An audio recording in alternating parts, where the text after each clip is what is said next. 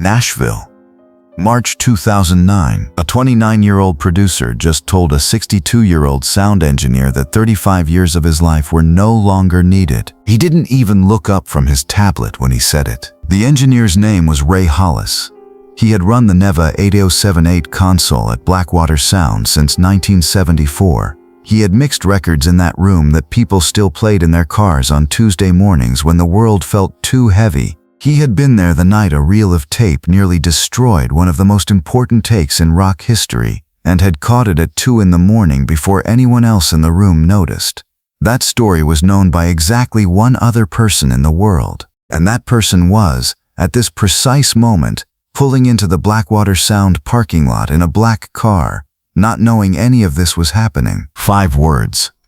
That's all it took. "We won't be needing this." Chad Brennan, 29.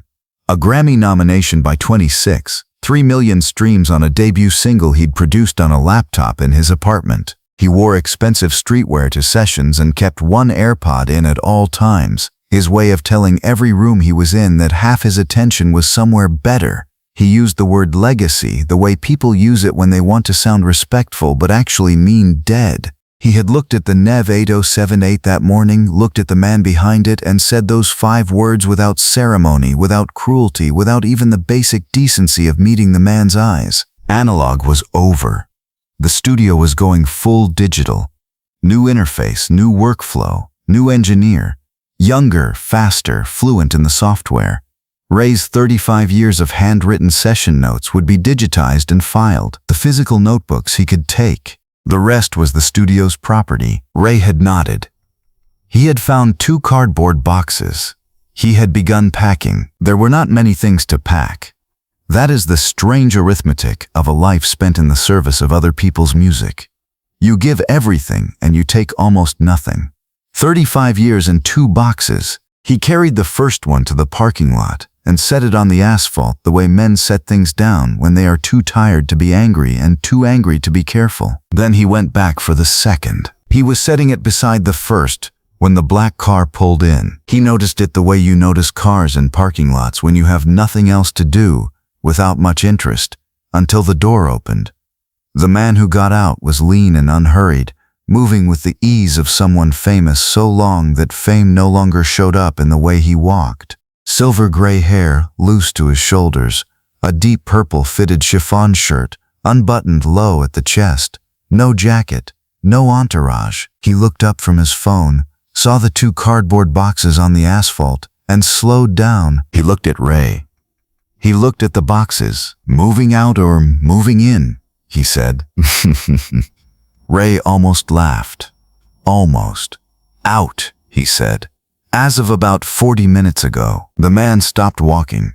He was close enough now that Ray could see his face, the lines in it, the history, the specific tiredness that comes not from lack of sleep, but from being awake across too many decades. Ray knew the face. You don't forget a face like that. He had been 27 years old the last time he'd been in the same room with it, and the circumstances had been very different. "Blackwater?" the man said, nodding at the building. 35 years, Ray said.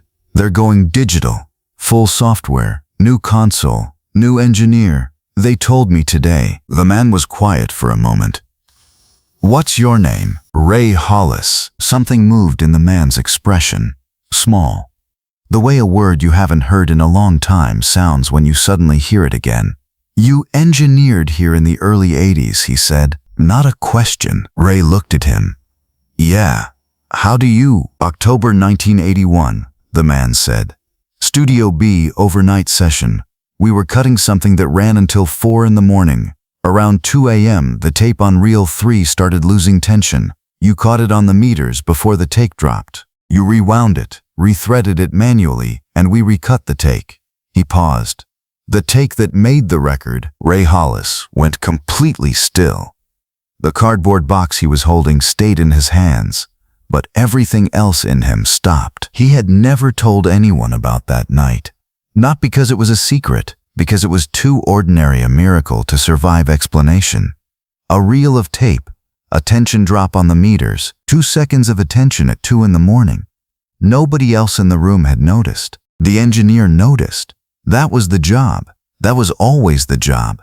And then you went home and you didn't talk about it because there was nothing to say, and 30 years passed and the record became the record and the world moved on. I've thought about that session a few times, the man said. Wondered who the engineer was that night. Ray's throat had gone tight. That was a long time ago, he said, because it was all he had. The record isn't, the man said. Now do you understand why Ray Hollis came in every single morning for 35 years without being asked to stay late, without complaining when the sessions ran until dawn, without once telling anyone about the night he saved the take that became one of the most beloved songs of that decade? Drop your city in the comments if you've ever given everything to something and watched it get erased overnight. Stay with us, because what happens next in that parking lot changes everything. The man looked past Ray at the building, at the lit window on the second floor. Who made the call? He said. New producer, Chad Brennan. Ray said it without bitterness, which was the most honest thing he could manage. He's not wrong about digital. He's just wrong about what gets lost when you replace the room with a model of the room. The man picked up one of the cardboard boxes off the asphalt. Ray stared at him. Which floor? The man said. You don't have to. Which floor, Ray? Ray looked at him for a long moment. Then, second, the man walked toward the building. Ray picked up the second box and followed. Chad Brennan was in the producer's lounge when the door opened. Tablet in one hand, coffee in the other, managing three things simultaneously, which was his way of telling himself he was indispensable. He looked up. He saw Ray first. His expression didn't change. Then he saw the man behind Ray, carrying a cardboard box, with the natural ease of someone who had never once needed to prove he belonged in a room, and something happened to Chad's face that he couldn't prevent. It took him exactly 2 seconds too long to catch up to what his eyes were already telling him. Mr. Jagger, he said. The tablet went to his side. The coffee stayed in his hand because he'd forgotten it was there. We weren't expecting you until this afternoon. I was early, the man said simply. He set the cardboard box on the lounge table. He looked at the new interface mounted on the wall, all glass and black metal, clean and silent. He looked at the empty space where the old patch bay had been. Then he looked at Chad. This is Ray Hollis. He engineered Studio B here for 35 years. He was the overnight engineer on the session that produced the take you've heard on Tattoo You. He let that sit for a moment. I'd like to know what your plan is for that kind of institutional knowledge when you replace it with a software package. Chad's mouth opened. A professional answer assembled itself and then fell apart. The new interface is more efficient, he started. The digital workflow allows. I know what it allows, the man said. Not impatient, completely calm. The stillness of someone who has won arguments at the exact volume of a normal speaking voice for 50 years. I'm asking about what it costs. He sat down in one of the lounge chairs, the purple shirt catching the overhead light in a way that made it the only fully saturated color in the room. Play me the last session you ran in Studio B. Chad pulled up the file on the interface. Clean guitar track through the monitors. Every frequency separated, labeled in its lane. The man listened for 30 seconds. Where's the room? He said. Chad blinked. I'm sorry? The room. Blackwater Sound. Where is it in that recording? I've heard records made in this building for 40 years. That track could have come from any laptop in any city. He looked at the interface panel. Ray, what mics did you run Tuesday? Ray answered without deciding to. 57's on the cab. U67 for the room. Baffles pulled back 3 feet to let the reverb tail breathe. What does the new system use for the room? The man said. Modeling, Chad said. It's identical. It isn't, Ray said, quietly. Not an argument, just a fact, stated in the same flat voice he'd used in the parking lot. The man stood up. He walked through the lounge and down the corridor toward Studio B. Ray and Chad both followed, for entirely different reasons. The Neve 8078 was still in the control room, scheduled for removal on Friday. It sat unplugged in the corner, faders at the positions Ray had left them after Tuesday's session, handwritten channel labels in Ray's neat block letters. The way you leave a place when you don't know it's the last time. The man sat down in front of it. He didn't touch it immediately. He looked at the faders for a moment, at the channel names, at Ray's handwriting on the labels. Then he looked at Ray. "Show me where you had it on Tuesday," he said. This is the moment that Ray Hollis had been preparing for every single morning for 35 years without knowing it. Every session, every overnight, every reel of tape, every meter he'd watched at 2 in the morning when everyone else in the room had stopped watching. Think about that. Drop a comment if you know someone like Ray. Someone who gave everything to their craft and was never once told that it mattered. Ray set the cardboard box down. He walked to the console. His hands, which had been shaking since before the meeting that morning, went completely still the moment they touched the faders. The console was set in 40 seconds. Guitar from Tuesday pulled from a rack, plugged in through the patch bay, mic chain opened. His hands moved the way hands move when they have done something 10,000 times and no longer require instructions. Muscle memory is not a metaphor. It is the body's loyalty, written into the tissue over decades. The man picked up the guitar. He didn't play immediately. He ran his fingers along the strings once, felt the tension. His calloused left-hand fingertips caught the light. Decades of them, built up until the skin itself was the instrument. He rolled the volume knob on the body once, small. He looked at the meters. He looked at Ray. Ray nodded. One note. A single open A.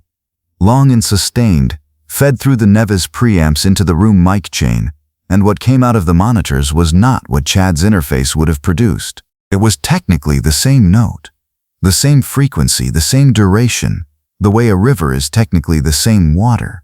But the room was in it. The harmonic was slightly uneven in the exact way that old preamp saturation makes a harmonic slightly uneven. The reverb tail rose from the studio floor and moved through the air and arrived at the monitors with a small imperfection that was in some way that resisted any technical description, the entire point. Chad Brennan stood in the doorway. The tablet was at his side. He did not move. Ray's eyes were closed.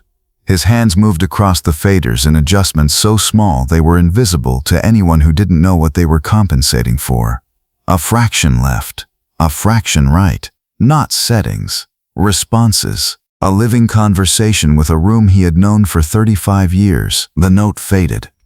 The monitor produced a full silence, the kind that gives the sound back to you in reverse. The ocean pulling away before the next wave. Chad looked at the meter bridge. He looked at the waveform still displayed on the screen.